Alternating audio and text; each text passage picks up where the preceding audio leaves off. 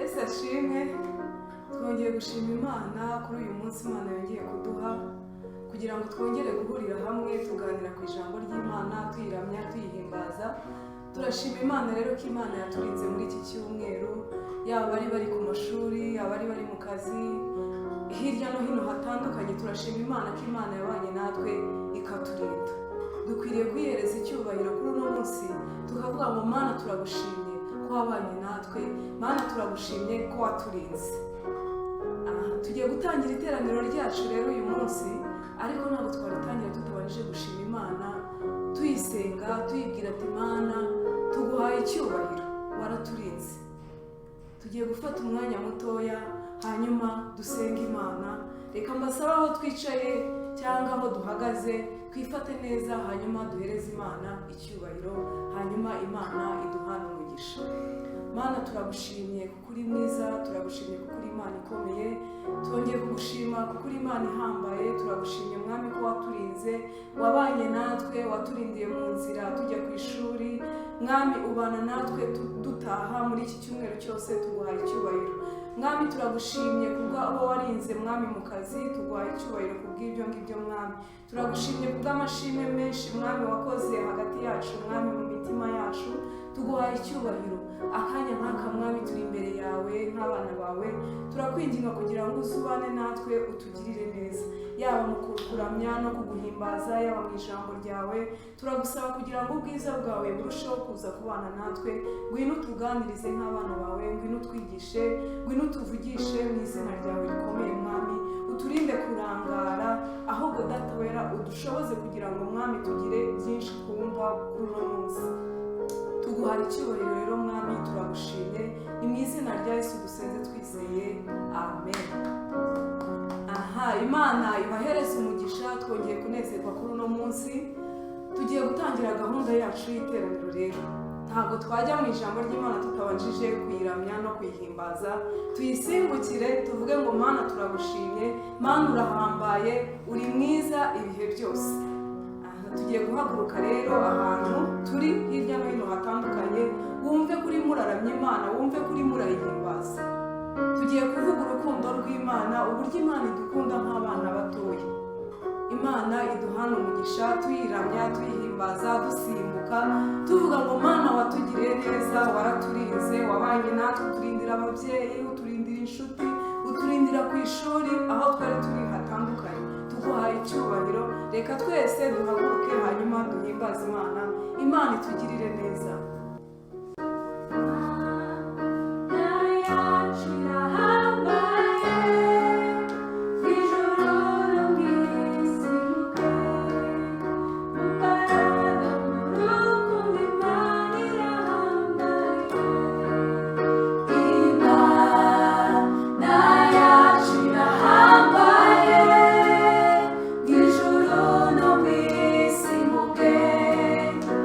Para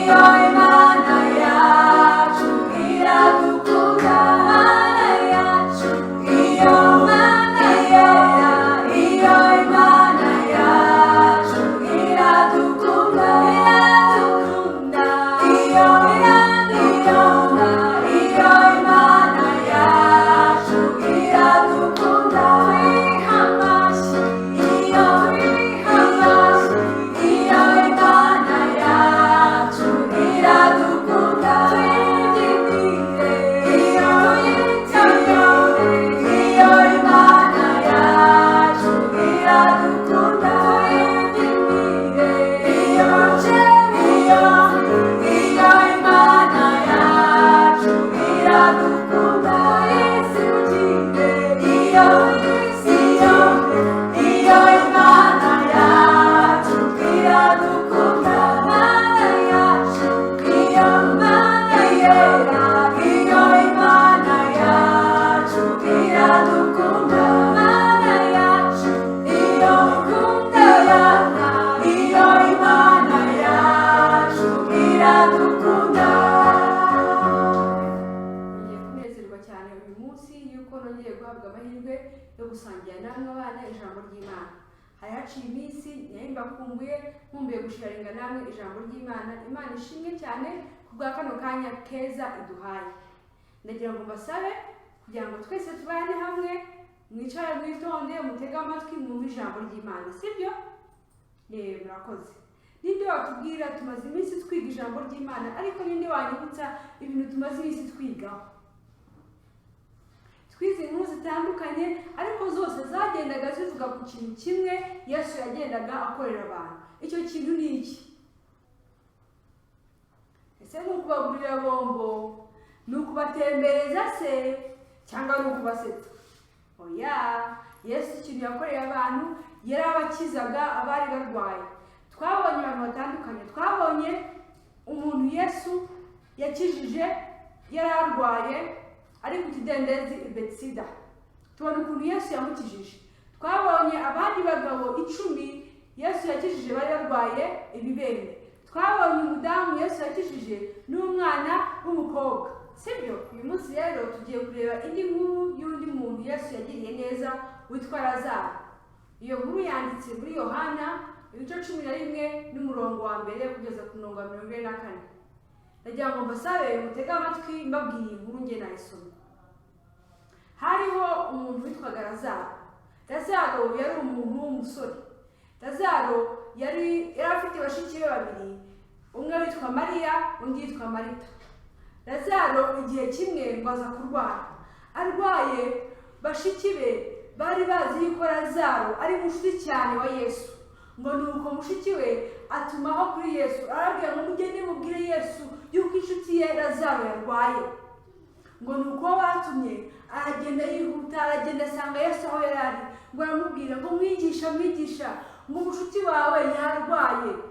Ngo Yesu abyumvise ngo aravuga ngo muhumure, iyo ndwara arwaye ntabwo ari indwara yo kumwica ahubwo niyo guhesha Imana icyubahiro. Ngo nuko Yesu aho kugira ngo Yesu ako kanya ahita agenda, ngo ntiyagenda, ngo aguma ahantu yari ari ahamara iminsi yindi 2. Ngo hanyuma nyuma ya minsi yindi 2 kandi muri iyo minsi 2 twumvise ko Lazaro yari arwaye, yari ameze nabi. Bari bamubwiye ngo nateguka aze, ariko Yesu arababwira ngo muhumure nimugire ikibazo, iyo ndwara ntabwo iri bumwice ahubwo yahesha Imana icyubahiro. Ngo hanyuma Yesu amara indi minsi 2 atarajya kumureba.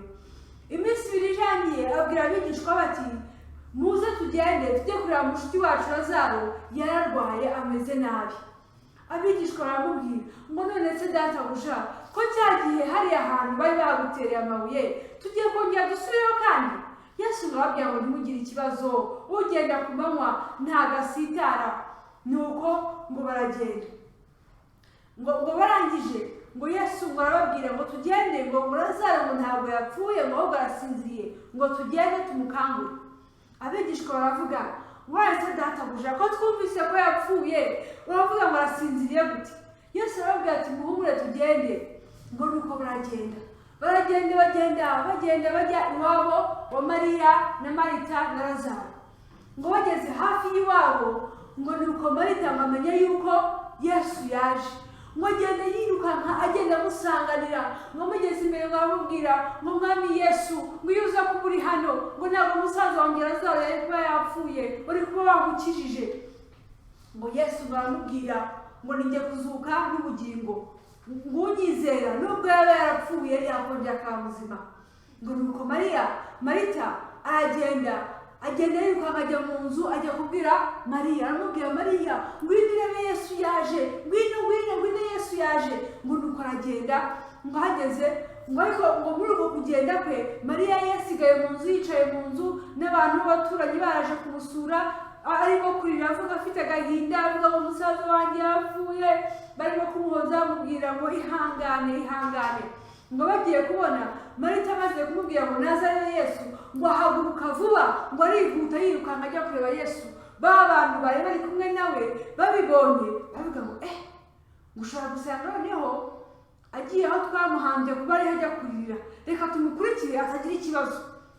Ngo baramukurikira baragenda, bagezeyo basanga agiye kwa Yesu. Ngo ageze imbere ya Yesu ngo yikubita hasi ku birenge bye, nawe aramubwira nk'uko Marita yamubwiye ngo Yesu iyo uza kuba uri hano ntabwo umusaza wanjye yazajya ari kuba yapfuye, ari kuba wamukijije. Yesu arababwira ati muhumure muhumure. Na ba bandi bose abaturanyi bose barimo barira, na Mariya arira na Marita arira, ariko Yesu arababwira ngo muhumure. Nuko babaza ati se mwamushyize he? Ngo baramubwira ngo twaramuhambye hashize iminsi ine yose tumuhambye. Yesu arababwira ngo tugende munyereke aho hantu mwamuhambye.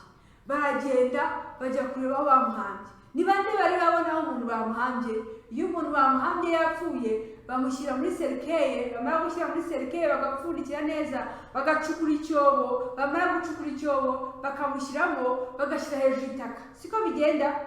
Ariko bo mu gihe cya kera ukuntu bajyaga bashyingura abantu, bafataga umuntu wapfuye bakamuzingiraho imyenda ahantu hose hose no ku birenge no ku mutwe, barangiza bakamujyana ahantu mu rutare bakamwinjizamo, bagashyiraho ikindi kintu cy'ikibuye kinini bagakingishaho. Nuko icyo gihe bashyinguraga. Ngo nuko Yesu arababwira ngo tugende munyereke aho hantu mwamushyinguye. Baragenda baramujyana n'abo bantu bose. Ngo bahageze bagiye gukuraho ibuye, ngo mushiki arababwira ngo Yesu ngo amaze iminsi ine yose yarapfuye, ubu yanutse. Inyuma yakamubwira ati byuhaye byarangiye nta kindi kintu wabikoraho. Ariko Yesu arababwira ngo yahumura, ngo arasinziriye ntabwo yapfuye. Ngo nuko Yesu ngo arababwira ngo bakureho iryo buye, barikuraho. Katwumva ukuntu Yesu noneho yabwiye Lazaro amuzura. Dusome ku murongo wa 43. Ngo amaze kuvuga ibyo arangurura ijwi rirenga ati Lazaro sohoka. Ngo yamubwiye ngo iki? Yaravuze gusa cyane ngo Lazaro sohoka. Ngo hanyuma ako kanya ngo Lazaro barasohoka. Ariko mu gusohoka asohoka akizinzeho ya myenda yose iramushyizeho.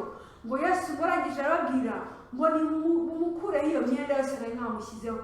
Lazaro arongera umuntu muzima. Iyo niyo nkuru twigaga uyu munsi y'uburyo Yesu yazuye Lazaro. Mwabyumvise?